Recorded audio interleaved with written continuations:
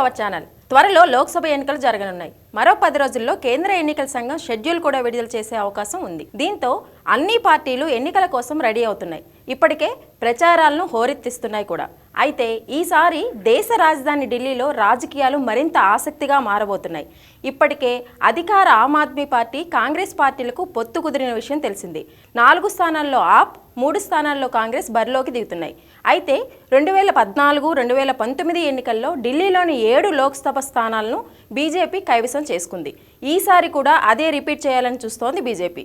అందుకోసమే అభ్యర్థుల ఎంపికపై తీవ్ర కసరత్తులు చేస్తోంది. ఆప్, కాంగ్రెస్ పార్టీలకు గట్టి పోటీ ఇచ్చేలా అభ్యర్థులు ఉండేలా ప్లాన్ చేస్తోంది బీజేపీ. ఈసారి పాత వారిని పక్కన పెట్టి కొత్త వారికి ఛాన్స్ ఇవ్వాలని బీజేపీ అధిష్టానం ఆలోచిస్తున్నట్టు తెలుస్తోంది.